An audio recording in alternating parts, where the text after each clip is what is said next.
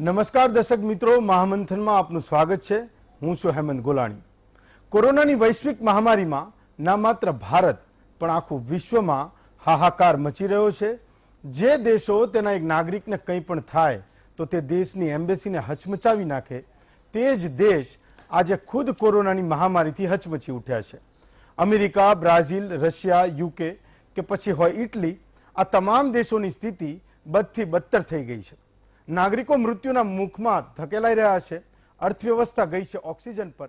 વાત તમામ દેશોની જીડીપીની છે, જે દેશોની આર્થિક વ્યવસ્થા અને અર્થતંત્રથી સમગ્ર વિશ્વનું ચક્કર ચાલતું હોય છે। તે જ દેશના મિજાગરા આજે ઢીલા પડી ગયા છે। કોરોનાની મહામારીએ 97% વધુ પરિવારોની આવકમાં ઘટાડો કરી નાખ્યો છે, તો એક વર્ષમાં 1 કરોડ લોકોને બેરોજગાર પણ કરી નાખ્યા છે। બેરોજગારી અને બીમારી, લાચારી અને લોકડાઉન, આ તમામ બાબતોએ અર્થવ્યવસ્થાની જાણે સ્થિતિ ડામાડોળ કરી દીધી છે। વર્ષ 2020-21માં ભારતનો જીડીપી ગ્રોથ 7.3% ઘટી ગયો છે, તો આર્થિક વિકાસ દર 9.3% રહેવાનું અનુમાન છે। જીએસટીના આંકડા પણ વધી રહ્યા છે। ત્યારે અહીં સવાલ એ થાય છે કે દેશના અર્થતંત્ર માટેનો બૂસ્ટર ડોઝ ક્યારે તૈયાર થશે? વિકાસને વેગ આપવાની ફોર્મ્યુલા શું હોઈ શકે? મહામારીની લહેરો વચ્ચે જીડીપીમાં તેજીની લહેરો ક્યારે આવશે? આત્મનિર્ભર ભારતની વાત કરતી સરકાર અને સિસ્ટમ કેવી રીતે આત્મનિર્ભર થશે તે મોટો સવાલ છે। સિસ્ટમ કેવી રીતે કામ કરે તો આ સમસ્યાનો અંત આવે? આપણે વાત કરી રહ્યા છીએ જીડીપી અને બેરોજગારીની આ સહિતના તમામ સવાલો પર આજે મહામંથન મારી સાથે।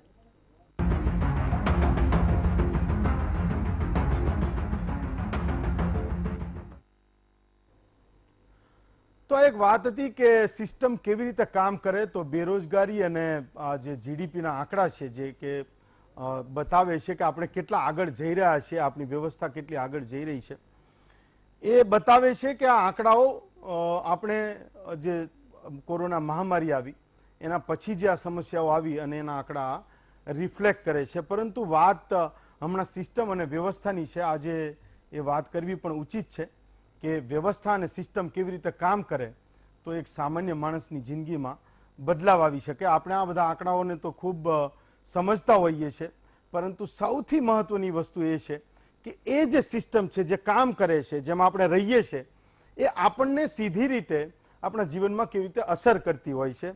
એક સામાન્ય માણસ એવું ઈચ્છે કે કોરોના મહામારીમાં બાપુજી જતા રહ્યા તો એનું જે ડેથ સર્ટિફિકેટ છે એને એક જ ધક્કે મળી જાય, તો એના માટે સિસ્ટમ બરાબર કામ કરે છે।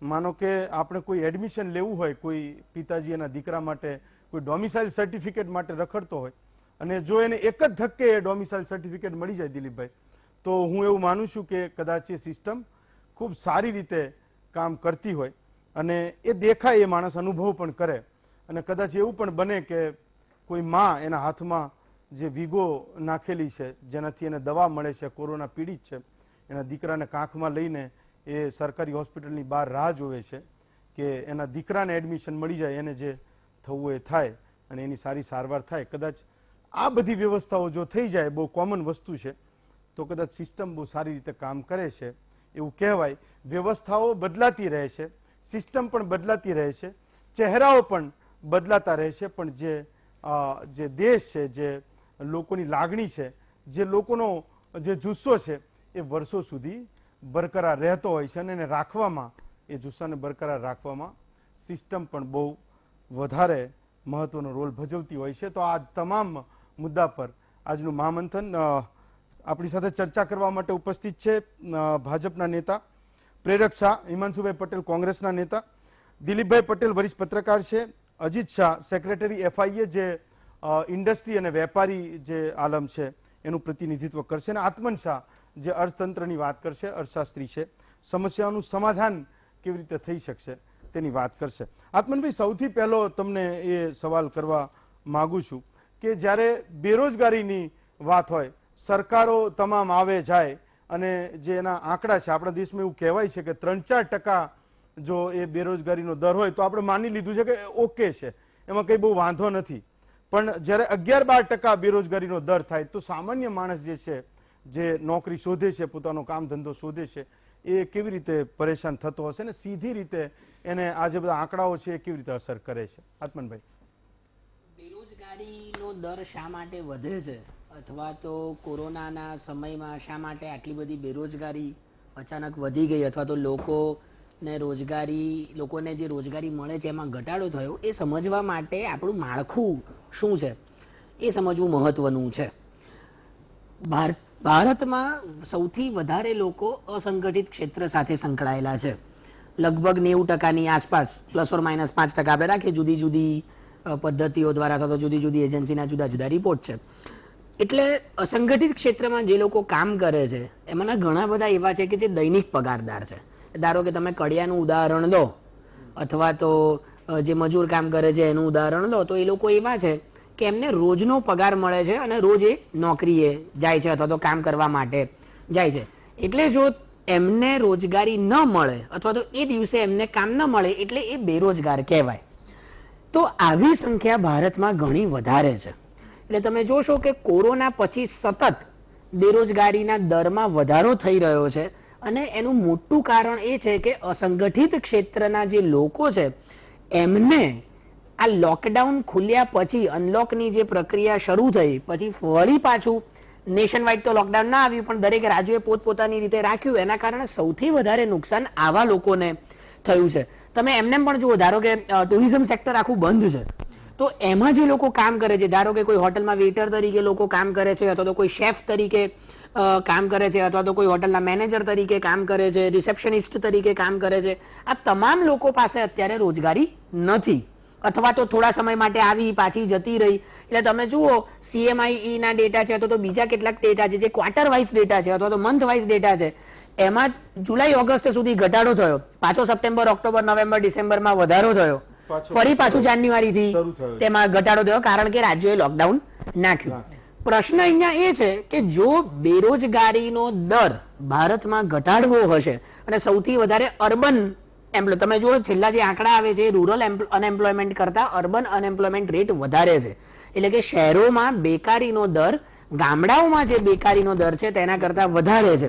એનું મોટું કારણ એ છે કે શહેરોમાં લોકો આવા દૈનિક પગારદારો વધારે છે અથવા તો ઇન્ડસ્ટ્રીયલ લેબર જેને આપણે કહીએ છીએ એ વધારે છે, જ્યારે ગ્રામીણ વિસ્તારોમાં મોટે ભાગે ખેતી ક્ષેત્રમાં કામ કરતા લોકોમાં મજૂરી વધારે જોવા મળે છે. એટલે ખેતી ક્ષેત્રનો વૃદ્ધિ દર આપણને પોઝિટિવ મળ્યો છે કારણ કે જે રિવર્સ માઇગ્રેશન થયું અને લોકોએ ખેતી કરી અને એનું ઉત્પાદન વધ્યું. નસીબ કે આ વર્ષે વરસાદ પણ લગભગ સારો રહ્યો છે એટલે પાક પણ સારો રહ્યો, એટલે ખેતી ક્ષેત્રનું ઉત્પાદન વધ્યું, એના કારણે એમાં રોજગારીનું પ્રમાણ વધ્યું છે.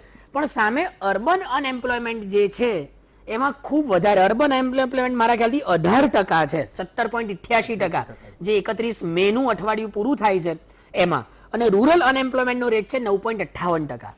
એટલે જો અર્બન અનએમ્પ્લોયમેન્ટનો રેટ ઓછો કરવો હોય તો એના 2 કે 3 રસ્તાઓ છે. પહેલું, ગ્રામીણ વિસ્તારોમાં રોજગારી ઊભી થાય. સૌથી મોટો પ્રશ્ન એ છે કે આટલા મોટા દરે માઇગ્રેટ થઈને આવવું શા માટે પડે છે. એટલે ગ્રામીણ ક્ષેત્રમાં નોન ફાર્મ સેક્ટરમાં રોજગારી ઊભી થાય, બિન ખેતી ક્ષેત્રમાં, એ મહત્વનું છે. અને બીજું, અર્બન સેક્ટરમાં જે MSMEs છે એનો જો વૃદ્ધિ દર થશે તો એ આ જે લોકો છે એને એબ્ઝોર્બ કરી શકે છે. જે વધારાના લોકો ગ્રામીણ વિસ્તારોમાંથી શહેરી વિસ્તારોમાં કામ કરવા આવે છે એમને એબ્ઝોર્બ કોણ કરશે? એ આ જે નાના ઉદ્યોગો છે એ કરશે. તો જ્યારે માનો કે 2014માં જ્યારે પાર્ટીનું કેમ્પેન ચાલ્યું ને દેશમાં એક જબરજસ્ત લહેર બની ત્યારે વાત એવી હતી કે દર વર્ષે 2 કરોડ લોકોને રોજગારી આપીશું. અત્યારે એવી વાત છે કે જે 15 વર્ષથી 55% જેને આપણે વર્કિંગ આપણી એજ કહીએ છીએ એ એજના લોકો દર વર્ષે 1 થી 1.5 કરોડ લોકો આ વ્યવસ્થામાં નવા ઉમેરાતા જાય છે. તો એક બાજુ વાત એ હતી કે નવા 2 કરોડ લોકોને રોજગારી આપીશું અને એક બાજુ દર વર્ષે 1 થી 1.5 કરોડ લોકો ઉમેરાતા જાય છે.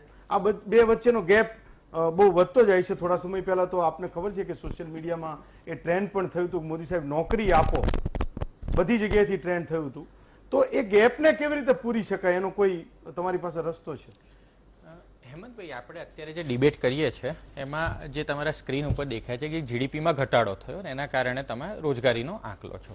સૌથી પહેલા જે CMIE આપ્યું છે હું એની જવાબ પણ આપીશ, પરંતુ CMIE નું જે ફૂલ ફોર્મ જે centre for monitoring Indian economy private limited, આમાં 4 વ્યક્તિ છે, મહેશ વ્યાસ, અજય શાહ, શોભના વ્યાસ અને કલ્પના સંપત. એમાં જે મહેશ વ્યાસ છે કોંગ્રેસની ઇલેક્શન મેનિફેસ્ટોની જે કમિટી હતી 2019ની એના સભ્ય રહી ચૂકેલા છે, અને અજય શાહ છે એના સેબીએ કોલોકેશન કૌભાંડમાં સજા કરેલી છે. એટલે આના રિપોર્ટ ઉપર કેટલો વિશ્વાસ કરવો એ પ્રજાએ જાતે નક્કી કરવું પડશે, પણ છતાં હું આનો જવાબ આપું છું. મુદ્દો એ છે હવે હું એનો જવાબ તમે એવું કહો કે ગ્રાઉન્ડ ઉપર તમે એ જે કંઈ જોવો છો એ આંકડા ખોટા. યસ, હવે હું તમને વાત કરું કે પાછલા વર્ષે જે લોકડાઉન આવ્યું એટલે કે 102 વર્ષમાં ન જોયું એવી મહામારી આવી, એની આખા વૈશ્વિક અસર પડી છે. એટલે તમે જો કે વિશ્વના અલગ અલગ દેશ, ફ્રાન્સ છે તો 1945 પછીની સૌથી ખરાબ અર્થવ્યવસ્થા એની 2020માં થઈ, ફિલિપાઇન્સની 1947 પછી, બેલ્જિયમની વર્લ્ડ વોર II પછી હોય, સ્પેનની 50 વર્ષની હોય, ભારતની અંદર બી તમે જુઓ કે જે લાસ્ટ યર છે એમાં જે પહેલું ક્વાર્ટર હતું ત્યારે 24% નેગેટિવ ગ્રોથ આવ્યો, બીજું અને ત્રીજું અને ચોથા ક્વાર્ટરમાં પોઝિટિવ ગ્રોથ આવ્યો, પરંતુ છેલ્લા વર્ષનું એવરેજ જો તો 7% નેગેટિવ આપણો જીડીપી આવ્યો છે. પરંતુ સાથે સાથે ક્વાર્ટર 3 અને ક્વાર્ટર 4 આ બંનેના જે નંબર છે સારા આવ્યા છે, અને આપણને સેના ઉપરથી દેખાય છે. એટલે કે આપણું જે ઈ-વે બિલ છે તો એનો ડબલ ડિજિટ ગ્રોથ આવ્યો છે, નેશનલ ટોલ ટેક્સ કલેક્શન છે તો એનો ડબલ ડિજિટ ગ્રોથ આવ્યો છે, એડવાન્સ ટેક્સ કલેક્શન એમાં વધારો થયો છે, અને સૌથી મોટું એટલે ઇન્ડસ્ટ્રીયલ ગ્રોથ, મેન્યુફેક્ચરિંગ ક્ષેત્રના સૌથી બે આધારભૂત આંકડા કહેવાય છે પીએમઆઈ, જેને પરચેસિંગ મેનેજર ઇન્ડેક્સ કહેવાય છે, અને આઈઆઈપી જેને ઇન્ડેક્સ ઓફ ઇન્ડસ્ટ્રીયલ પ્રોડક્શન કહેવાય છે. એ આઈઆઈપી નંબર તમે જુઓ ને તો માર્ચ 2020ની અંદર નેગેટિવ 18% આવી ગયા હતા, એ અત્યારે 2021ની અંદર પોઝિટિવ 22.5% આવ્યા છે. અને પીએમઆઈમાં મેન્યુફેક્ચરિંગ અને સર્વિસ ક્ષેત્ર આ બંનેનો આવે છે. પીએમઆઈ નવેમ્બરની અંદર 50 ઉપર હોય તો એક્સપાન્શનની સ્થિતિ બતાવે છે, એ નવેમ્બરમાં 56 હતો, ડિસેમ્બરમાં 56.4 હતો, અને એપ્રિલ મહિનામાં 55.4 આવ્યો છે. અને સૌથી મોટી જો વાત કહેવાય તો ફાસ્ટેસ્ટ ગ્રોઈંગ જો એમાં હોય તો કન્ઝ્યુમર સેગમેન્ટ છે, જે બતાવે છે કે લોકો ખરીદી માટે નીકળ્યા છે. અને તમે ઇન્ડિયાનું એક્સપોર્ટ બી જુઓ તો માર્ચ 2021ની અંદર 66%થી વધ્યું છે. હવે જો તમે વાત કરી કે અલગ અલગ તમે કંપનીના બી તમે આંકડા જો તો સૌથી પહેલા હું ઓટો સેક્ટરની વાત કરીશ, કારણ કે જે 2018-19ની અંદર જે ગ્લોબલ જે મેલ્ટડાઉન આવ્યું એની શરૂઆત કોઈએ કરી હોય તો ગ્રેટ ઓટો સેક્ટરે કરી હતી, અને જર્મનીમાં થઈ હતી, ને પછી પાછળથી યુરોપ, જાપાન આ બધામાં વાતાવરણ ફર્યું છે. આપણે સેક્ટર વાઇઝ પણ વાત કરીશું. હિમાંશુભાઈ, તમને પૂછવા માંગુ છું. હા, આત્મનભાઈ એડ કરવી છે. જે અનએમ્પ્લોયમેન્ટની વાત નીકળી, સીએમઆઈ ના ડેટાને આપણે ભૂલી જઈએ કે પ્રાઇવેટ કંપની છે, સરકારનો પોતાનો રિપોર્ટને કોઈ પણ ખોટો કહી શકે, એક પરસેપ્શન છે. આજે લોકો નોકરી માંગી રહ્યા છે એને કોઈ નકારી નહીં શકે. સીએમઆઈએ જે રિપોર્ટ કર્યો છે એ 1,75,000 લોકોનો ડેટા લીધો. હું માત્ર એટલું કહું છું કે 2017-18માં જે રિપોર્ટ આવ્યો એ એનએસએસઓ નો રિપોર્ટ હતો, જેમાં સ્પષ્ટપણે હતું કે 45 વર્ષમાં ન હોય એટલી વધારે બેકારી છે, અને રિપોર્ટ સરકારે પબ્લિશ ન થવા દીધો ટેકનિકલ ઇશ્યુઝ ને ધ્યાનમાં રાખીને કે આમાં ટેકનિકલિટીની ખામી છે ને એમાં જે રિપોર્ટ જ પબ્લિશ થવા નથી દીધો, એની ઉપર આપણે ચર્ચા પબ્લિશ થવા નથી દીધો. સીએમઆઈ છે એમાં 1,75,000 લોકોનો ડેટા લીધો છે, આપણે સ્ક્રીન પર બતાવે છે. 1,75,000 પરિવાર, 1,75,000 પરિવાર એટલે રાજ્યો અને કેન્દ્ર શાસિત પ્રદેશો થઈ અને એક રાજ્યમાંથી માત્ર 5,000 પરિવારનો, એના આધારે તમે એવું કહો કે 2 કરોડ રોજગારી ગઈ તો એ યોગ્ય ન કહેવાય. પરંતુ એક જ મિનિટ હું વિષય પછી તમે હિમાંશુભાઈને લો. તમે અલગ અલગ આપણે નંબર જો ઓટો સેલ્સ એટલા માટે કરવું જોઈએ, રૂરલ ઇકોનોમી જોડે ડાયરેક્ટ સંકળાયેલું છે. એમાં 2 વ્હીલર જે છે અને ટ્રેક્ટર સેલ્સ, તો હીરો મોટોકોર્પનું ખાલી માર્ચ મહિનાનો જે યર ઓન યર ગ્રોથ છે 5,76,957 યુનિટ એમણે સેલ કર્યું છે, અને યર ઓન યર ગ્રોથ 72%નો છે. એવી રીતે મહિન્દ્રા ટ્રેક્ટર સેલ્સ તમે જુઓ તે 29,000 યુનિટનું છે. વાત કરીએ સેક્ટર વાઇઝ વાત કરીએ. મારો મુદ્દો ખાલી એટલો જ હતો કે તમે બધા સેક્ટરનો ગ્રોથ કહો, છેવટે એ ભારતનો ગ્રોથ છે, એમાં કઈ વાંધો નથી. એમાં ભાજપનો પોતાનો ગ્રોથ નથી, સરકારનો પોતાનો ગ્રોથ નથી, દરેક ભારતીયનો ગ્રોથ છે, એમાં કઈ વાંધો નથી.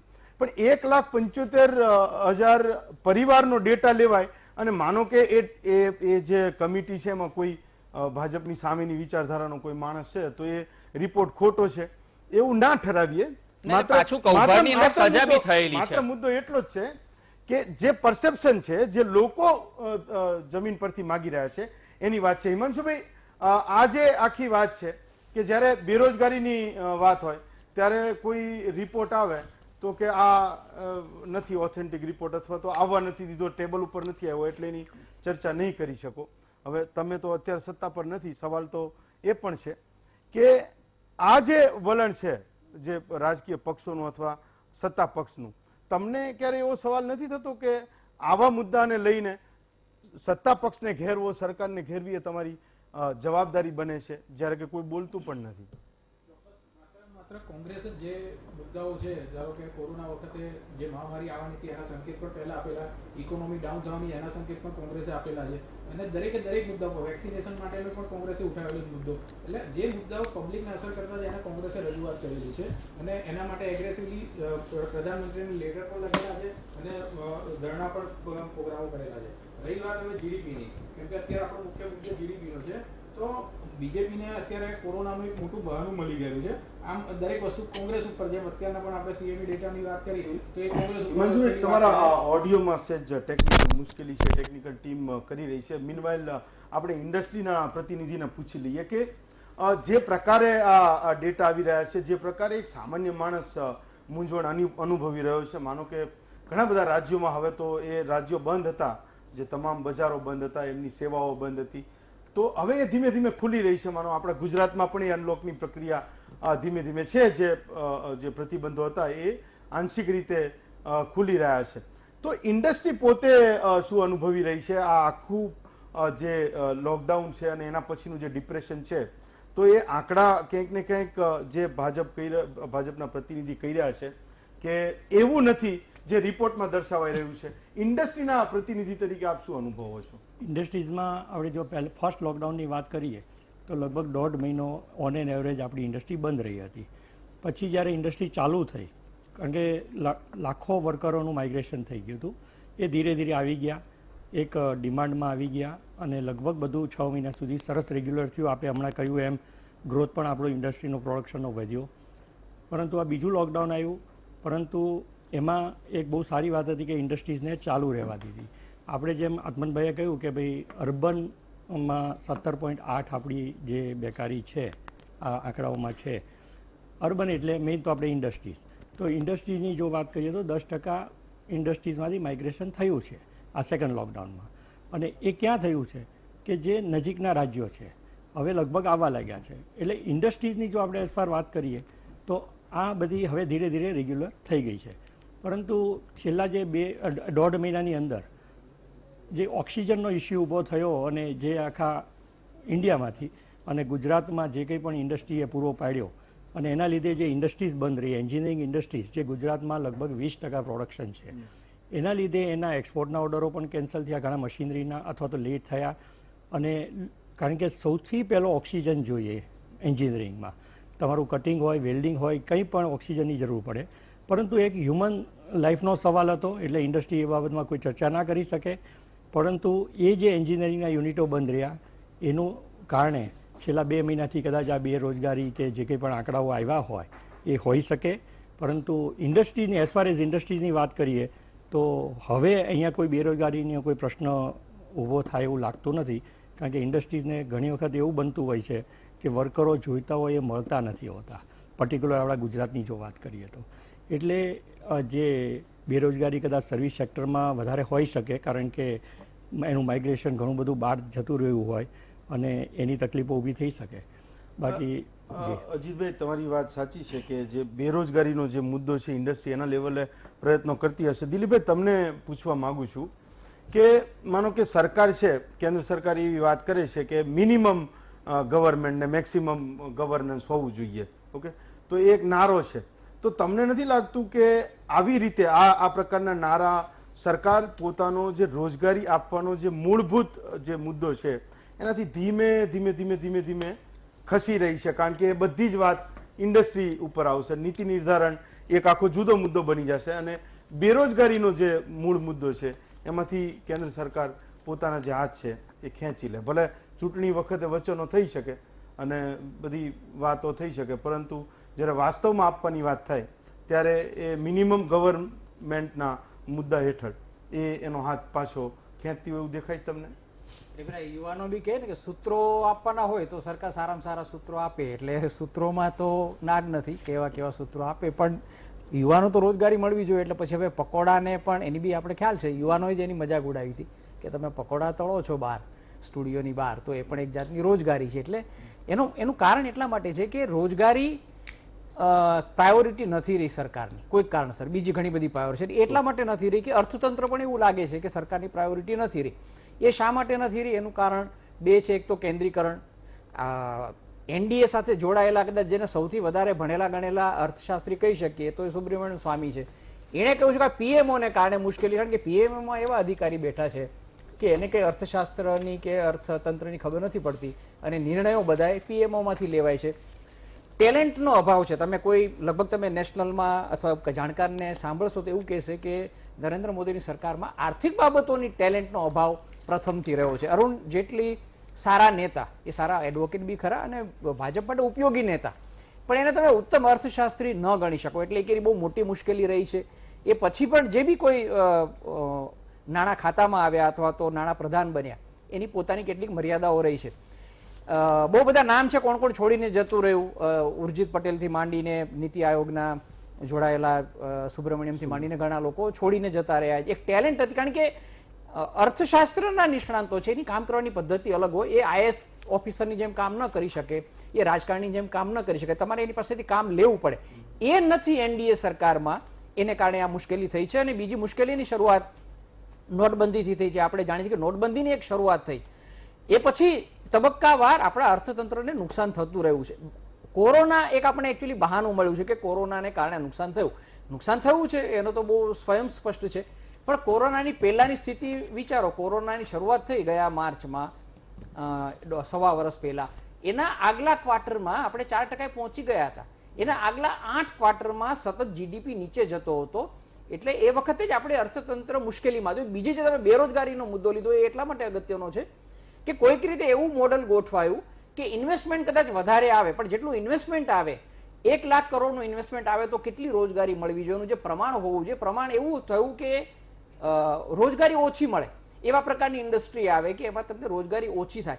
ભારતમાં હંમેશા જે બી સરકાર આવે એને ધ્યાન રાખવું પડે કે આપણે ત્યાં વિશાળ વસ્તી છે, એટલે કદાચ આપણે એફડીઆઈ વધારે લઈ આવીએ, આપણે ત્યાં રોકાણ વધારે કરીએ, આપણે વધારે ઝડપથી રોડ બનાવીએ મશીનરીનો ઉપયોગ કરીને, આપણે ઇન્ફ્રાસ્ટ્રક્ચરમાં વધારે રોકાણ કરીએ, એ આંકડા તમે બતાવો તો આપણે સ્વીકારવા પડે, એની ના નથી પાડતા. પણ એ જે તમે આંકડા આપો છો એના પ્રમાણમાં માણસોને પૂરતી રોજગારી મળી કે એની એ મુશ્કેલી છે. મનરેગામાં આ વખતે જ્યારે વધારો કરવામાં આવ્યો બજેટને કારણે, એને કારણે આપણે થોડા ઘણા કોરોનામાં બચ્યા. એક તો કૃષિમાં ચોમાસું સારું ગયું, લોકો ગામડે ગયા, મનરેગાનું બજેટ વધાર્યું, મનરેગાનો પગાર પણ થોડો વધાર્યો, એટલે બચ્યા છે. એનો મતલબ એ થયો કે જે યોજનાની સતત ટીકા કરતા હતા એ યોજના તમારે અપનાવવી પડી. એવી જ કોઈક યોજના જો શહેરમાં થઈ હોત તો થઈ શક્યું, પણ પ્રાયોરિટી નથી. એટલે શરૂઆતની મુશ્કેલીની શરૂઆત ત્યાંથી થાય છે. એનડીએ સરકાર માટે પહેલા 5 વર્ષ અને આ 5 વર્ષ દરમિયાન અન્ય પ્રાયોરિટી હતી, અન્ય એમના મુદ્દા હતા કે જેને કારણે એ મજબૂત બને, જેના કારણે એમને મત પણ મળી શકે. પણ આ અર્થતંત્રની બાબતમાં એ ટેલેન્ટને પણ સાચવી નથી શકી, એને કારણે બહુ મુશ્કેલી થઈ છે. અને એને કારણે બેરોજગારીનો મુશ્કેલી જે નવી ઊભી થઈ છે એ બહુ આપણને ચિંતાજનક છે. કદાચ ઇકોનોમી થોડી રિવાઇવ થઈ છે ઝડપથી, પણ ઇકોનોમી પહેલા રિવાઇવ થશે, બેરોજગારી એટલી ઝડપથી વધશે નહીં, એ બહુ ચિંતાનું કારણ છે. એટલે એ બી ધ્યાન રાખવું પડે કે તમે અર્થતંત્રને સુધારો, સાથે સાથે એવી રીતે સુધારો કે લોકોને વધારે રોજગારી મળે. મને લાગે છે આની ઉપર સરકારે ધ્યાન આપવાની. વિવેકભાઈ, તમે તો આ આર્થિક બાબતોને ખૂબ જાણતા હો છો, તો આમ તમને શું લાગે છે એવા કયા પ્રયત્નો થતા હશે કે એક સામાન્ય જે યુવાન છે એ કોઈ માનો ઓનલાઈન ડિગ્રી લઈને નીકળ્યો છે અથવા કોઈ સ્પેશિયલાઇઝ કોર્સમાંથી બહાર નીકળ્યો છે અને એના સપનાની નોકરી એને જોઈએ છે, તો સરકાર કયા પ્રકારના પ્રયત્નો કરતી હશે? આમ તમને શું લાગે? 2 પ્રકારના રોજગારીમાં આવે, એક રોજગાર અને બીજો સ્વરોજગાર. રોજગાર ક્યારે એવું નહીં બની શકે કે સરકારે બધાને રોજગારી આપી શકે, કોઈ પણ સરકાર હોય. ક્યાં તો પછી ચાઇના જેવું કરી દેવું પડે મોડલ કે ભાઈ બધી જ કંપનીઓ સરકારની હોય. હવે એક જ મિનિટ, સરકારે અલગ અલગ ક્ષેત્રની વાત કરીએ તો એક એમએસએમઈ ક્ષેત્ર, એટલે અજીતભાઈ છે એ બી આપણને કહેશે એ બાબતમાં. એમએસએમઈ ક્ષેત્ર એ ખૂબ મોટું છે અને આપણા દેશના અર્થતંત્રની કરોડરજ્જુ કહેવાય કે 12 કરોડ લોકોને સીધો રોજગાર આપે છે અને આપણા જીડીપીમાં 29% ફાળો છે. તો આ કોરોનાનો જે કાળ આવ્યો કે જ્યારે ખરાબ સમય આવ્યો તો સરકારે એમએસએમઈ ક્ષેત્રને બેઠું કરવા માટે શું કર્યું? તો સૌથી પહેલા સરકારે એક નિર્ણય કર્યો કે કોઈ પણ સરકારી ટેન્ડર હશે, 200 કરોડ રૂપિયા સુધીના ટેન્ડરમાં કોઈ પણ ગ્લોબલ કંપની એટલે ફોરેનની કંપનીને એમાં ઇન્વાઇટ કરવામાં નહીં આવે, ભારતની કંપનીને જ ઓર્ડર મળશે. બીજો સરકારે એક નિર્ણય કર્યો કે emergency credit line guarantee scheme, એટલે કે 3 લાખ કરોડની કોલેટરલ ફ્રી લોન એમએસએમઈ માટે ઊભી કરી કે જેમાં પ્રિન્સિપાલ અને ઇન્ટરેસ્ટ આ બંને સરકારની જવાબદારી. ત્રીજું, મોટી કંપની એટલે ફોરેન ડાયરેક્ટ ઇન્વેસ્ટમેન્ટ એ આકર્ષિત કરવા માટે, કારણ કે ફોરેન ડાયરેક્ટ ઇન્વેસ્ટમેન્ટ આવે, કંપનીઓ આવે તો રોજગારી ઉત્પન્ન થાય, તો સરકારે એના માટે પ્રોડક્શન લિંક ઇન્સેન્ટિવ સ્કીમ કે જેથી કરીને ભારતને વૈશ્વિક ઉત્પાદનનું એક હબ બનાવી શકાય. અને એનો ફરક એ દેખાયો કે આપણા ત્યાં ફોરેન ડાયરેક્ટ ઇન્વેસ્ટમેન્ટમાં ખૂબ મોટો વધારો આવ્યો. આ કોરોનાનો જે કપરો કાળ આવ્યો ત્યાંમાં $82 બિલિયન આપણે ત્યાં ટોટલ ઇન્વેસ્ટમેન્ટ આવ્યું. ગૂગલે તો ખૂબ આપણું અહીંયા ચર્ચાસ્પદ રહ્યું છે ચર્ચા કે ભાઈ $10 અબજ કર્યું, થોમ્સને કર્યું, સુઝુકીએ કર્યું. સુઝુકીએ તો પોતાનો પ્લાન્ટ હરિયાણાના જસરમાં શરૂ કર્યો. સેમસંગે એની તમામ સ્માર્ટવોચનું ઉત્પાદન એ ભારતની અંદર શરૂ કર્યું. અને આજે જે સરકારના જે પ્રયત્નો છે એના કારણે એવું છે કે વર્લ્ડમાં 2nd નંબરનું જે સ્ટીલનું પ્રોડક્શન જે હાઈએસ્ટ એ ભારતની અંદર થવા માંડ્યું છે. સ્માર્ટવોચ જે છે એ ભારતની અંદર એમાં ટોપની અંદર પહોંચ્યું છે. ફોનનું ઉત્પાદન એ હાઈએસ્ટ ભારતમાં થવા માંડ્યું. Electricity producer Bharat. જે આ પ્રેરકભાઈ જે બધા ઉદ્યોગોની વાત કરે છે કે સ્માર્ટ વોચ પણ હવે ભારતમાં બનવા માંડી, તો આજે આમ તો બધી ઇન્ડસ્ટ્રી વાળા પણ એવું રોતા હોય છે કે જે બધા મધ્યમ અને લઘુ ઉદ્યોગ છે ને એની કમર તોડી નાખી. આપણે કોંગ્રેસને પણ પૂછીશું. એક આરોપ એક નોર્મલ એક કોંગ્રેસે કરતી હોય છે ને વિપક્ષો કરતા હોય સરકાર માટે કાયમ જે ઘેરવાનો જે એક જે મુદ્દો છે એ આ હોય છે. આપણે ગમે ત્યાં વાંચતા હોઈએ છીએ કે નાના ઉદ્યોગોની કમર તોડી નાખી. તો જે આ પ્રેરકભાઈ જે પ્રયત્નોની વાત કરે છે નાના અને મધ્યમ ઉદ્યોગો માટે આવે કે કેમ, અને એ જે પ્રયત્નો છે એની વાસ્તવિકતા શું છે? આ 2 સવાલોના જવાબ તમારી પાસેથી જોઈએ. આપણે જે આ ઇકોનોમીની બધી વાત કરીએ છીએ પરંતુ એમાં મેઇન વસ્તુ જ્યારે ઇન્ડસ્ટ્રીઝ આગળ આવશે તો જ કોઈ પણ કન્ટ્રી આગળ આવે છે. દુનિયાનો નિયમ છે. એટલે આપણે ઇન્ડસ્ટ્રી તરફ ધ્યાન આપવું જોઈએ. સરકારે જે MSME પ્રત્યે જે હમણાં સાહેબે વાત કરી અને જે પગલાં લીધા છે એ ખરેખર સરાહનીય છે, એમાં ના નહીં પાડું. પરંતુ MSME માટે હજુ પણ ઘણું કરવાની જરૂર છે સરકારે. કારણ કે MSME જે આપણે કહ્યું એમ આજે 29% યોગદાન છે GDPમાં. તમે રોજગારીનું કહો, તમે પર કરોડ જે રોજગારી અથવા તો જે કંઈ પણ આપણું ઉત્પાદન ગણો પર કરોડના ઇન્વેસ્ટમેન્ટમાં તો MSMEનું વધારે છે. સૌથી વધારે હું તમને એ પણ વાત કરું કે જો 100 કરોડ રૂપિયા હોય ને તો એક MNC મોટી થાય, જ્યારે 100 કરોડમાં જો MSME નાખો ને તો બીજા 10 થી 20 એન્ટરપ્રિનર તૈયાર થાય છે. આજ ગુજરાત એન્ટરપ્રિનરનું સ્ટેટ છે. 4 લાખ આજે MSME અત્યારે સારી રીતે ગુજરાતમાં કામ કરી રહી છે. એને હજી વધારો આપવાની જરૂર છે. આપણે કહીએ છીએ કે ગુજરાત એક ઉદ્યોગ સાહસિકોનો પ્રદેશ છે, તો ગુજરાત કેમ 3જો નંબર છે? સરકારે એટલું જ વિચારવાની જરૂર છે. આપણે કંઈક ને કંઈક હજી MSME માટે કામ કરવામાં ચૂક્યા છીએ. ગુજરાતની સાહસિકતા 100% છે, કારણ કે તમે મોટા મોટા ઉદ્યોગપતિઓ જોશો ને તો એ બધા MSMEમાંથી મોટા થયેલા છે. તમે રિલાયન્સથી શરૂ કરો કે તમે નિરમા જુઓ, આજે બધા જ MSMEથી મોટા થયા છે. તો એને ધ્યાન આપવાની જરૂર છે. નો ડાઉટ જે આ કોરોનાની વાત કરીએ કે આગળ આજે સાહેબે કહ્યું એ મુજબ ધ્યાન આપવામાં આવી રહ્યું છે, પરંતુ ઉદ્યોગ અને હજી MSMEને ખાસ વધારે ધ્યાન આપવામાં આવે ગુજરાતમાં. જે અત્યારે 3જો, મારો તો એક જ પ્રશ્ન છે કે આપણે 3જો નંબર કેમ? ગુજરાત 1લો નંબર હોવો જ જોઈએ. એટલે એના માટે જે નીતિ રીતિ માગણી એવી હતી કે લોન તમે આપો છો પણ તમે ડિમાન્ડ નહીં હોય તો લોનનું શું કરશો? વિશ્વના ઘણા દેશોમાં એવું હતું કે તમે MSMEને જે પગારનો બોજ હોય એ તમને દાખલા તરીકે મદદ કરી હોત સરકારે તો સીધી ફાયદો ન થાત કે તમને અમુક ટકા સીધા આપે કે તમારો પગારનો બોજ છે તો તમારું કામ ચાલતું રહે, તમારો કર્મચારી સચવાયો હોત. આવી તમારી માગણી ખરી? જી આપણે રીશેડ્યુલ લોન કરી આપી. હવે લોન રીશેડ્યુલથી તો એક બોજો વધ્યો છે. વ્યાજમાં જો માફી આપી હોત અથવા તો આજે આ સાહેબે કહ્યું એમ પગારમાં કંઈ સપોર્ટ કર્યો હોત તો એ વધારે સપોર્ટ મળી શકત. પરંતુ ઇન્ડસ્ટ્રીઝ એક એવી વસ્તુ છે સાહેબ, આપણે ઇતિહાસ જોઈ લો, ગમે તેવી તકલીફમાંથી ઊભા થવા પોતાના રીતે પ્રયત્ન કરતી હોય છે અને અમે જોતા હોઈએ છીએ. એ કરે જ છે. સરકારની એક સહાયની જરૂર એટલા માટે હોય છે કે એ પડી ના જાય, બાકી મોટું થતાં એને આવડે છે.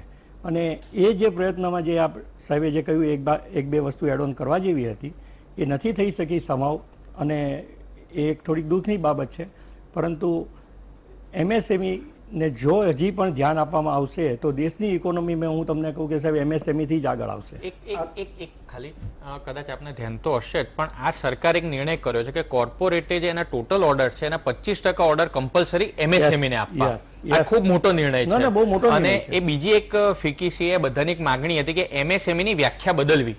વર્ષોથી 15-20 વર્ષથી એ વ્યાખ્યા લાસ્ટ યર બદલી સરકારે, કે જેના કારણે એ લોકો ટર્નઓવર અને ગ્રોથ આ બંનેની અંદર એ કરી શકે. એટલે સરકારનું કેટલું ફોકસ છે MSME ઉપર એ આપણને ધ્યાન પડે છે. નીતિ વિશે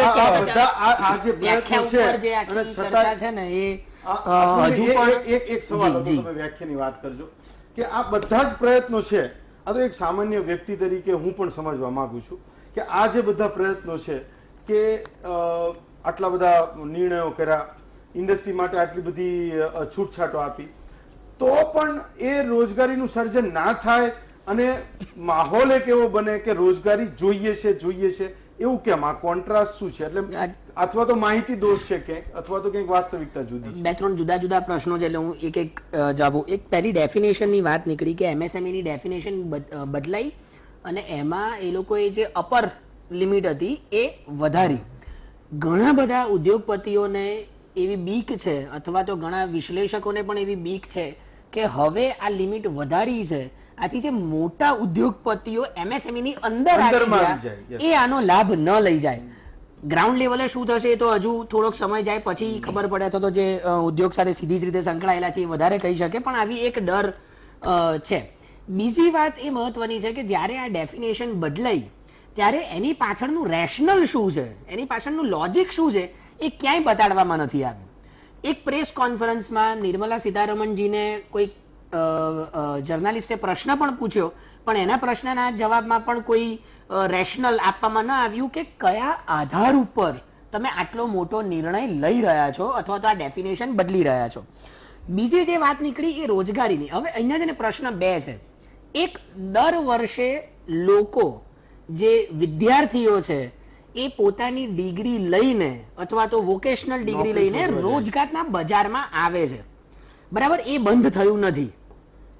બીજી બાજુ અત્યારે કોરોનાના કાળમાં સમસ્યા શું થઈ છે, જેની પાસે રોજગારી હતી એની રોજગારી જતી રહી છે.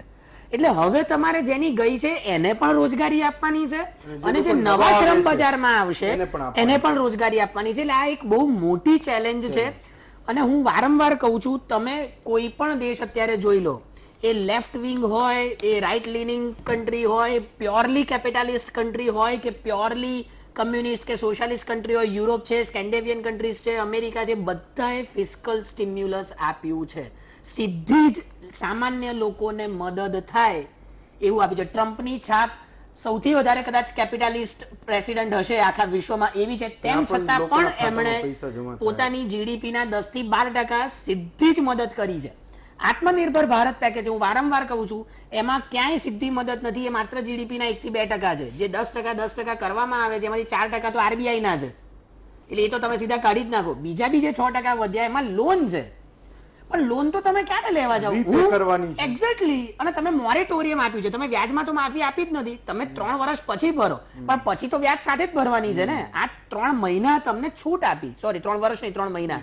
પણ એ ધારો કે મારી એપ્રિલમાં પતી હોય તો હું હવે સપ્ટેમ્બર સુધી કરું, પણ સપ્ટેમ્બર પછી મારે ચૂકવવાની તો વ્યાજ સાથે જ છે. એટલે મને કોઈ તમે માફી નથી આપી, ખાલી 3 મહિનાનો સમય આપ્યો છે. બીજી વાત, અનએમ્પ્લોયમેન્ટ સાથે જે સંકળાય છે અમને પણ વાત કરી. MSME સેક્ટર, હું હજુ પણ કહું છું, એક્ઝેક્ટલી MSME સેક્ટર જ અર્બન સેક્ટરમાં એવું, અર્બન એરિયામાં એવું છે કે જે તમારું આ વધારાનું શ્રમ બજારમાં જે લોકો આવશે એને એબ્ઝોર્બ કરી શકશે. એટલે જો MSME મજબૂત નહીં થાય, કારણ કે સર્વિસ સેક્ટર તો કેવું છે, હાઈલી કેપિટલ ઇન્ટેન્સિવ સેક્ટર છે, એટલે MSME પણ જે સર્વિસ સેક્ટરમાં જે એટલી બધી રોજગારીનું સર્જન નથી કરી શકતું. જે ઇન્ડસ્ટ્રીયલ સેક્ટરમાં MSMEs છે એને બૂસ્ટ આપવાની જરૂર છે, કારણ કે એ તમારું લેબર એબ્ઝોર્બ કરે છે. એ વધારે લેબર ઇન્ટેન્સિવ, એટલે કે વધારે શ્રમ પ્રધાન ટાઈપની ટેકનોલોજી સાથે એ બજારમાં કામ કરે છે. એટલે એ લોકો સુધી સીધી જ મદદ સરકાર હજુ પણ પહોંચાડે તો, કારણ કે તમે જુઓ ફરીથી ડેટા, સરકારનું ખર્ચ કોરોનામાં ઘટ્યું છે.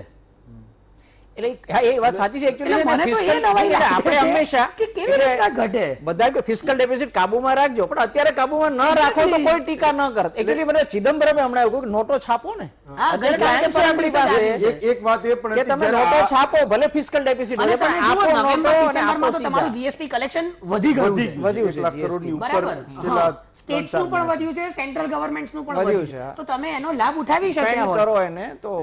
હિમાંશુભાઈ, આ જે આમ તો વાત સાચી છે કે પ્રેરકભાઈએ પણ વાત કરીને આત્મનભાઈ તો એમને સામે 2 સવાલો પણ કર્યા, પણ તમારા કિસ્સામાં એટલે કોંગ્રેસના કિસ્સામાં વિપક્ષ જે હંમેશા એવું કહે છે કે આ જે સરકાર છે એમાં બહુ બધા લોકો પરેશાન છે, રોજગારીના ક્ષેત્રે કશું જ નથી, આંકડા કંઈક વાત તો કરે છે, પણ જે આ પ્રેરકભાઈ જે કહી રહ્યા છે એને તમારે ડિફેન્ડ કરવું જોઈએ કે આટલા બધા પ્રયત્નો થયા છતાંય તમે કેમ સરકારને વખોડો છો?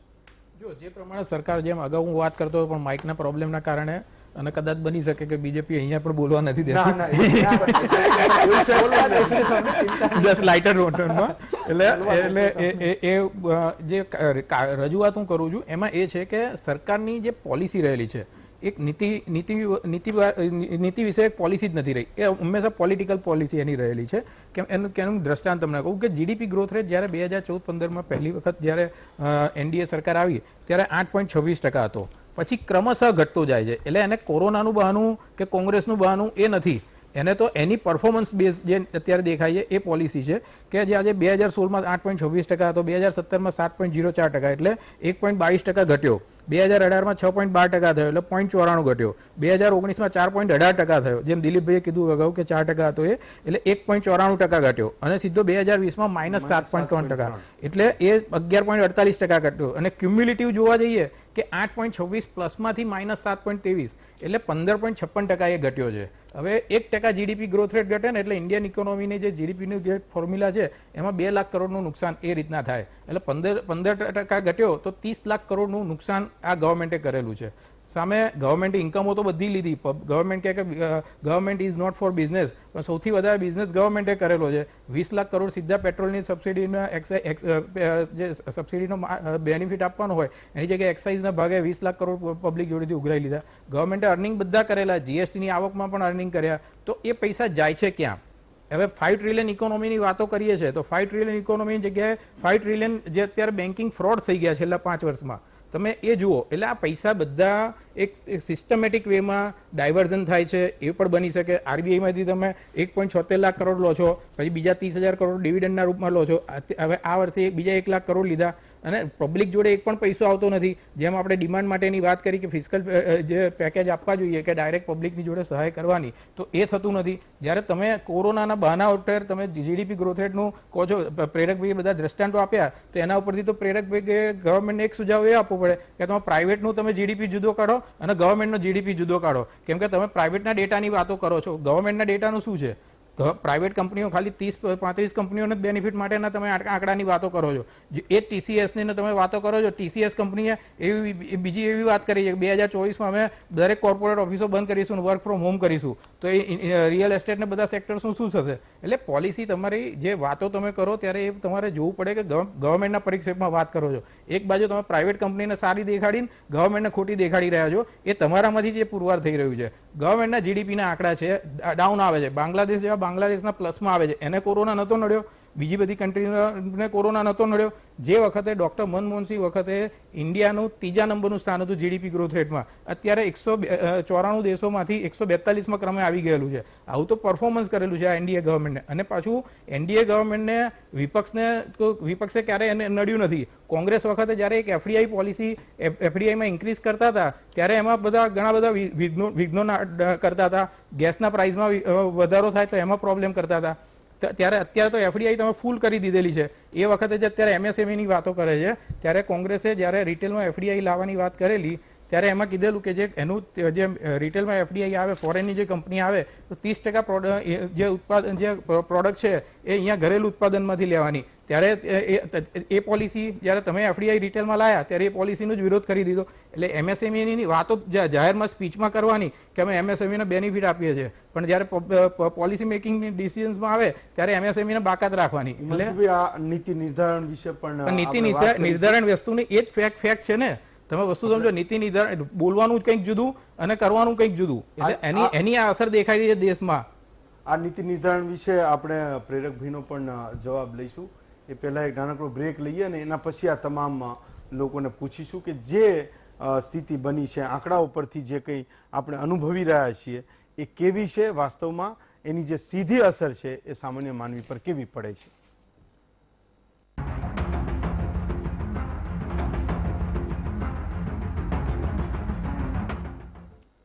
બ્રેક પછી આપ સૌનું સ્વાગત છે. આપણે એક ચર્ચા કરી રહ્યા હતા કે જીડીપીનો જે ગ્રોથ છે એ નેગેટિવ જઈ રહ્યો છે, નીચે જઈ રહ્યો છે, અને બેરોજગારી જે છે એ વધી રહી છે. આ તમામની વચ્ચે એવા કયા પ્રયત્નો છે જે સામાન્ય માણસને દિલાસો અપાવે કે એમના માટે પણ કંઈક થઈ રહ્યું છે? તો આપણે સવાલ કરીએ પ્રેરકભાઈને પ્રયોગભાઈ, એક મુદ્દો એ હતો કે જ્યારે પણ જીડીપી ઘટે એટલે કે જ્યારે દેશમાં ઇન્ડસ્ટ્રી પોતે ખૂબ સર્વાઈવ કરવા મથતી હોય, જ્યારે સમાજ લોકો પોતે ઈચ્છતા હોય કે ખૂબ મુશ્કેલીનો સમય છે, આર્થિક કોઈ વૃદ્ધિ નથી, એમની રોજગારી નથી, એમની પાસે કોઈ નવા ધંધા રોજગાર નથી, ત્યારે એવું કહે છે, એક એવો સામાન્ય નિયમ છે કે સરકારે વધુ ખર્ચ કરવો જોઈએ, જે હમણાં આપણે વાત કરતા હતા. તો એવા કયા પ્રયત્નો છે કે એક સામાન્ય માણસ એવો દિલાસો લઈ શકે કે આ જે સરકાર છે એ એમના માટે જે પૈસા છે એ ખર્ચી રહી છે, જે કઈ સ્થિતિ બની છે એ થોડી વધારે સરકારના પ્રયત્નોથી સુધરશે? જી, આપનો જવાબ આપું એ પહેલા હું ટૂંકમાં ખાલી એટલું કહી દઉં કે કોંગ્રેસ વાળાને તો બેરોજગારી ઉપર જ બોલવાનો હક નથી. આપણે આ અમદાવાદ શહેરમાં બેઠા છે. અમદાવાદ એ કાપડની અંદર માન્ચેસ્ટર કહેવાતું હતું, અને અમદાવાદની અંદર તમને ખ્યાલ હશે કે વિશ્વની સૌથી મોટી કેલિકો મિલ અમદાવાદમાં હતી, એ કોંગ્રેસ શાસનમાં બંધ થઈ. અંબિકા મિલ કોંગ્રેસ શાસનમાં બંધ થઈ. ભાવનગરની જહાંગીર મિલ, એટલે કેટલા લોકો બેરોજગાર થયા હતા એમના માથે છે. હવે હું વાત કરું કે જ્યારે ડોક્ટર મનમોહનસિંહજી હતા ત્યારે એમણે કીધું હતું કે પૈસે પેડ પે નહીં ઉગતે, અને એની પર બહુ મોટો વિવાદ થયો હતો. અને બીજું એમનું સ્ટેટમેન્ટ હતું કે દેશની સંપત્તિ પર પહેલો અધિકાર મુસલમાનોનો છે. એટલે હવે વાત કરું આ સરકારે શું કર્યું. હિમાંશુભાઈ પ્લીઝ એક મિનિટ, તમારો વારો આવે ત્યારે બોલજો. હવે મને કહી દો એક વાત કહું તમને, સરકારે શું કર્યું એની ઉપર હવે હું તમને કહું. સાંભળો પહેલા મારી વાત. તમે જે કહો છો ને, જે સ્ટેટમેન્ટ કરો છો એ અત્યારે અપ્રાસંગિક છે. મુદ્દો ખાલી એટલો છે, તમે કોંગ્રેસને એ તમને સવાલ કરે તમે જવાબ દેજો. મુદ્દો ખાલી એટલો જ છે કે જ્યારે લોકો એવું ઈચ્છી રહ્યા છે કે સરકાર એની જે કોથળીમાં જે કંઈ પૈસા પડ્યા છે, આપણે કહીએ છીએ કે જીએસટીની આવક છે એ રેકોર્ડ તોડ વધી રહી છે, એટલે કે મેમાં પણ આપણે જે આંકડા હમણાં આવશે એ કદાચ એપ્રિલ કરતા વધારેના હશે એવું આપણે માની લઈએ, કારણ કે 4-5 મહિનાનો એવો રેકોર્ડ છે. તો લોકો ખાલી એવું ઈચ્છી રહ્યા છે કે સરકાર પાસે જે કંઈ છે એ શું ખુલ્લું મૂકે અથવા કેટલું ખુલ્લું મૂકે, તો આ જે કંઈ મુશ્કેલી સામાન્ય માણસ અનુભવી રહ્યો છે એ અનુભવ તો બંધ થાય. ખાલી આટલું જ. હિન્દુ મુસલમાન સરકારે પોતાની નાણાં કોથળી ખુલ્લી મૂકી હતી, એનું સૌથી પહેલું એક્ઝામ્પલ સરકારે કોઈ આપ્યું તો ગરીબ કલ્યાણ પેકેજ આપ્યું હતું. અને આ સરકારે સૌથી પહેલા 8 મહિના માટે ને અત્યારે બીજા 2 મહિના માટે વધારાના ટોટલ 2,60,000 કરોડ 81 કરોડ પરિવારને ઘરના પ્રત્યેક વ્યક્તિ દીઠ 5 કિલો ચોખા કે ઘઉં અને 1 કિલો દાળ કે ચણા એ આ સરકારે આપ્યા છે. બાકી એક સમય ભારત દેશમાં એ બી હતો કે PL 480 લાલ કલરના ઘઉં ખાવા પડતા હતા. આ તો દેશના અનાજના ગોડાઉનો લબોલબ ભરેલા હતા ત્યારે આપી શકાય. બીજું, જેટલા ઉજ્જવલા યોજના હેઠળ હતા એ તમામને 3 મહિના માટે ગેસના બાટલા એ આ સરકારે આપ્યા છે. મહિલા, વૃદ્ધજન, દિવ્યાંગજન એમના એકાઉન્ટની અંદર ડાયરેક્ટ એકાઉન્ટની અંદર પૈસા આપ્યા છે. બાકી કોંગ્રેસ વખતે તો કેવા કટ મની હતા, 1 રૂપિયો કેન્દ્રમાંથી મોકલે 15 પૈસા લોકો સુધી પહોંચતા હતા. ખેડૂતોના ખાતાની અંદર ડાયરેક્ટ એકાઉન્ટની અંદર આપે છે. MSME માટે બી ધ્યાન આપે છે, કોર્પોરેટ માટે ધ્યાન આપે છે, વ્યક્તિગત કરદાતા માટે ધ્યાન આપે છે. આ સરકારે જે કહેવાય એ સબકા સાથ, સબકા વિકાસ, સબકા વિશ્વાસ આની ઉપર બિલીવ કરે છે, અને એટલા માટે જ સરકારે આ બધાની ઉપર ધ્યાન આપ્યું છે. હિમાંશુભાઈ, તમે જે બધા દાવા કરો છો એ તો સીધી વાત જઈ 20, 30 અને 40 વર્ષ પહેલા જે પ્રમાણે હવે પીરેકભાઈએ જે ડોક્ટર મનમોહનસિંહનું જે સ્ટેટમેન્ટ આપ્યું કે પૈસે પેડ પે નહીં ઉગતે, એટલે એનું મિનિંગ એ છે કે જે તે વ્યક્તિ જે પ્રધાન સેવક હોય, પ્રધાન સેવક જે હોય, જે પ્રધાન સેવક હોય,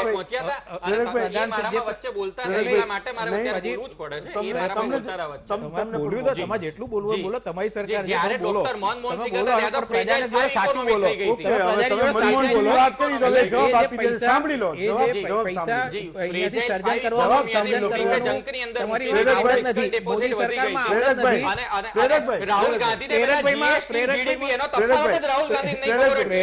રાહુલ ગાંધી જીડીપી ને જીએસટી નો તફાવત પૂછ્યો તો ગબ્બરસિંહ ટેક્સ તમને કીધો છે, ગબ્બરસિંહ ટેક્સ તમને કીધો છે. એમને જીડીપી ને જીએસટી નો તફાવત નહીં બોલવા દે. એમને શીખવાડવામાં આવ્યું છે કે કોંગ્રેસ વાળા બોલે ત્યારે નહીં બોલવા દેવા. એમને શીખવાડવામાં આવ્યું છે. તમને ફાયદો બોલે એમાં તમે આટલી ચૂંટણીઓ કઈ રીતે ચૂંટી જીતો એ પણ બધાને ખબર છે. એટલે જે પ્રમાણે અત્યારે લોકોની આવકો આપવાની જગ્યાએ લોકોની સેવિંગ્સ છીનવી લીધી છે. અત્યારે આ ગવર્મેન્ટના સૌથી લોએસ્ટમાં લોએસ્ટ સેવિંગ થઈ રહ્યું છે. લોકોએ એમના EPFના પૈસા 1,25,000 કરોડ ઉપાડીને અત્યારે ઘરખર્ચ ચલાવી રહ્યા છે. કોઈ આવકના સ્ત્રોતો નથી. બેરોજગારી એટલી બધી વધી ગયેલી છે. એટલે આ સરકારનું એટલું મોટું ફેલ્યોર છે. અને અત્યારે તમે આપણે એપ્રિલના PMI ડેટા અત્યારે 55% દેખાડી છે. મેનો PMI ડેટા આવી ગયો એ 50% પાછો આવી ગયો છે. એટલે સરકારની કોઈ પોલિસી નથી કે જેથી કરીને પ્રજાને આજે તમે પ્રજાની સુખાકારી વધારી શકાય. ખાલી બોલવાનું અમે આ કરીશું 2022માં કરીશું 2024માં કરીશું. તમારી જો પરફોર્મન્સ કરવાના યર્સ હતા, તમારી જોડે ફૂલ મેજોરિટી હતી, તોય તમે એક પણ વસ્તુ તમે સર્જન નથી કરી શકતા. તમે 2 કરોડ લોકોને રોજગારી આપવાની વાત કરેલી હતી, પછી તમે આજે સ્માર્ટ સિટી બનાવવાની વાત કરેલી, ઇન્ફ્રાસ્ટ્રક્ચરમાં 1 લાખ કરોડ સ્પેન્ડ કરવાની વાત કરેલી. જો આ બધું સ્પેન્ડિંગ થયું હોત તો લોકો જોડે આવક થઈ હોત, પણ આ બધું થતું નથી. હું તમને નહીં, મારા ઘણા બધા જેમ મુદ્દાઓ રેઝ કરેલા છે તો મારે એનો જવાબ આપવો પડે. બહુ સમય ઓછો, ટૂંકમાં બોલો. એટલે હું ટૂંકમાં જ કહું છું કે જે પ્રમાણે અત્યારે પેટ્રોલ ડીઝલના ભાવો પણ વધી રહ્યા છે, પ્રજા ઉપર કમરતોડ માર પડી રહ્યો છે, અને જે અત્યારે અનાજ આપવાની વાત કરી રહ્યા છે, રાજ્ય સરકારને કહો કે ટેક્સ ઘટાડે, પહેલા તમે એ ટેક્સ ઘટાડો પછી અહીંયા વાત કરો. મહારાષ્ટ્રમાં તો ડિઝાસ્ટર મેનેજમેન્ટ સેસ લે છે, સરચાર્જ લે છે, હાઈવે લીકર બેન સેસ લે છે વેટની ઉપર. આ પહેલા મહારાષ્ટ્ર સરકારે ઘટાડે ને તો લોકોને રાહત થાય, પછી તમે ગુજરાતમાં આખા દેશમાં સૌથી ઓછા પેટ્રોલના ભાવ ગુજરાતની અંદર છે, સમગ્ર દેશમાં સૌથી ઓછા પેટ્રોલના ભાવ ગુજરાતની અંદર છે. સૌથી પહેલા મહારાષ્ટ્ર રાજસ્થાનના ભાવ ઘટાડો, પછી તમે બોલો. કોરોનાની જે કીટ ને આ તે બધા ઉપર એના પર જીએસટી આ સરકારે લીધો છે. અત્યારે પેન્ડેમિકમાં મદદ કરવાની જગ્યાએ જીએસટી નું કલેક્શન આ રીતના વધારેલું છે. એ આ ગવર્મેન્ટ, મોદી ગવર્મેન્ટ છે. એટલે જે પ્રમાણે ફૂડ સિક્યુરિટી બિલની વાત થઈ, મારે એક અત્યારે વાત એક કરી લઉં.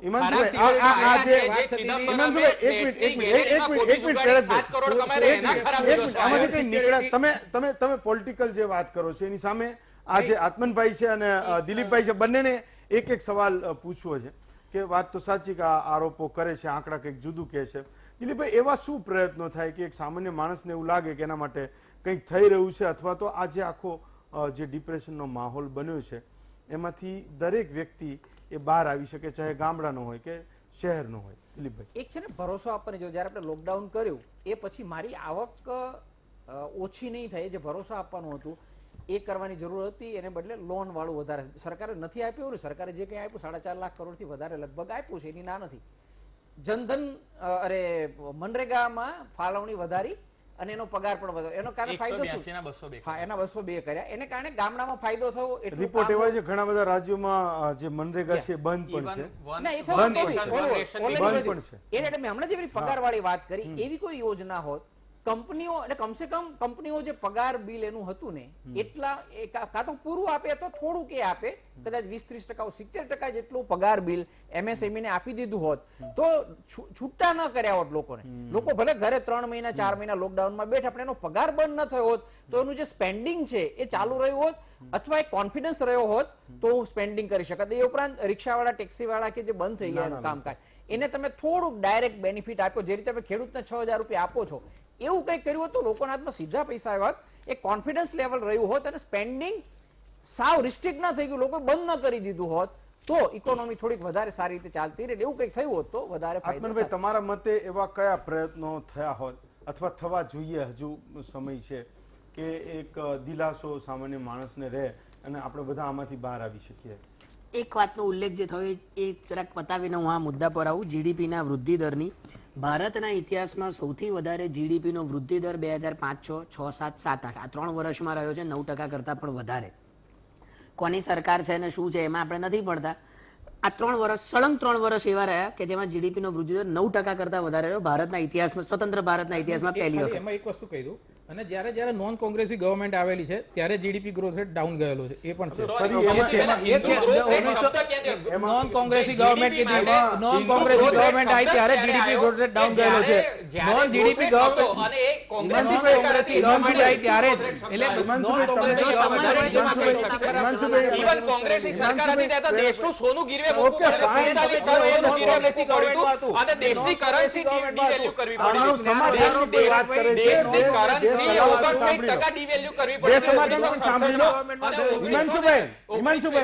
સમાધાન પણ સાંભળી લો પ્રેરકભાઈ, બે સમાધાન પણ સાંભળી લો પ્લીઝ. આત્મનભાઈ, હિન્દુ ગ્રોથ રેટની વાત નીકળી, એનું જરાક જો સમય હોય તો શા માટે એવું 1950-51 થી આપણે પંચવર્ષીય યોજનાઓ શરૂ કરી. 1901 થી 1950 50 વર્ષ દરમિયાન ભારતનો જીડીપીનો વૃદ્ધિ દર 1% કરતા પણ ઓછો રહ્યો છે અને પર કેપિટા જીડીપીનો ગ્રોથ રેટ 0.5%ની આસપાસ રહ્યો છે. એટલે 50 વર્ષ સુધી જે દેશનું આટલું બધું શોષણ થયું હોય એના પછીના 30 વર્ષ જો સળંગ 3% વૃદ્ધિ દર રહે તો એ બહુ મોટી સિદ્ધિ છે મારા માટે. જે હિન્દુ ગ્રોથ રેટની વાત છે એ કટાક્ષ ગ્રોથ રેટ પર નહોતો, એ કટાક્ષ સોશિયાલિસ્ટ ઇકોનોમી ઉપરનો હતો. આપણે એમાં પડતા નથી. મારો કહેવાનો મુદ્દો છે તો પાછો 2007-8 ઉપર આવું છું. 2008માં જે ગ્લોબલ ફાઇનાન્શિયલ ક્રાઇસિસ આવ્યું અમેરિકામાં, બરાબર, લગભગ તમામ વિશ્વમાં એની અસરો પડી, જીડીપીના વૃદ્ધિદર ઘટ્યા, તેમ છતાં પણ ભારતનો વૃદ્ધિદર, ભારતના જીડીપીનો વૃદ્ધિદર 6% થી ઓછો નથી થયો. 3% 2008માં તો 2009માં એક ક્વાર્ટર છે, બરાબર. હું આખા વર્ષનો જીડીપી ગ્રોથ રેટ કહું છું. એનું મોટું કારણ એ છે કે ફિસ્કલ સ્ટિમ્યુલસ મનમોહનસિંહ સરકારે એ વખતે પૂરું પાડ્યું અને એ વખતે લગભગ ફિસ્કલ ડેફિસિટ જીડીપીના 6%, 6.5%ની આસપાસ રહી હતી.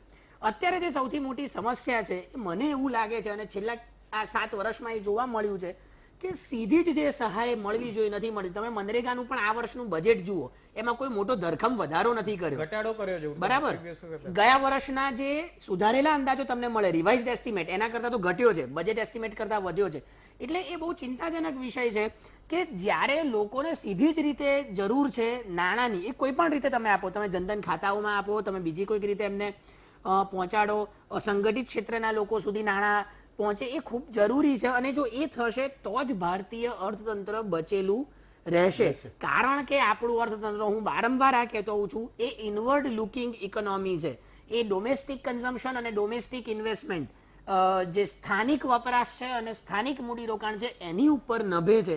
અને જ્યાં સુધી સ્થાનિક વપરાશ અને સ્થાનિક મૂડીરોકાણ નહીં વધે ત્યાં સુધી એ નહીં થાય. તમે જુઓ ડિસેમ્બરના આંકડા જે આપણને મળે છે, એમાં આપણને વૃદ્ધિ દર કે વપરાશ એકદમ વધેલી બતાડે છે. કારણ કે નવેમ્બરમાં, ડિસેમ્બરમાં જે તહેવારોની સિઝન થઈ, એટલે એમાં લોકોએ ખર્ચ કર્યો માટે ધંધા ચાલ્યા છે. એટલે જ્યાં સુધી લોકો ખર્ચ નહીં કરે ત્યાં સુધી બજારની અંદર ધંધા નહીં ચાલે.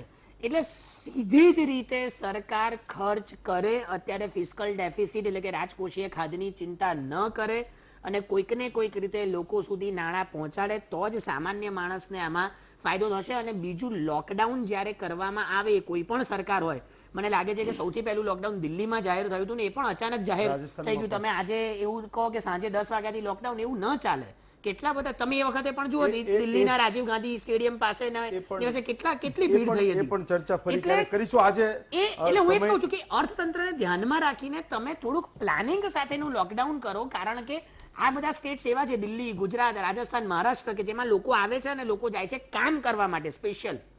કદાચ એટલે એને ધ્યાનમાં રાખીને જે માઇગ્રેશનના પ્રશ્નો છે ઇકોનોમીને લગતા, એને ધ્યાનમાં રાખીને લોકડાઉનના નિર્ણયો લેવાય, એ ખૂબ જરૂરી છે. કદાચ એવું બને કે આ જેટલા પણ સ્ટેટમાં અત્યારે લોકડાઉન છે ત્યાં ધીમે ધીમે જ્યારે અનલોક થશે, માનો કે હરિયાણા છે, ઉત્તર પ્રદેશ છે, આપણી પડોશમાં રાજસ્થાન અને મધ્યપ્રદેશ છે, જો ખુલશે બધી વસ્તુઓ, જેમ આપણા ગુજરાતમાં 4મી તારીખથી કેટલીક જે પ્રતિબંધો છે એ પણ છૂટી રહ્યા છે, એટલે કે એમાં હળવાશ થઈ રહી છે.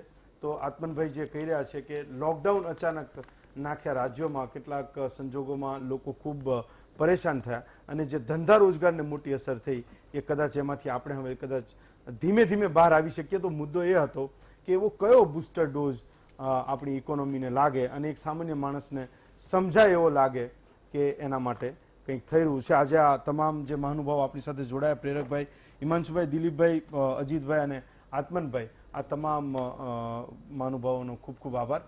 ફરી એક નવા વિષય સાથે આવતીકાલે મળીશું. ત્યાં સુધી મને આપશો રજા.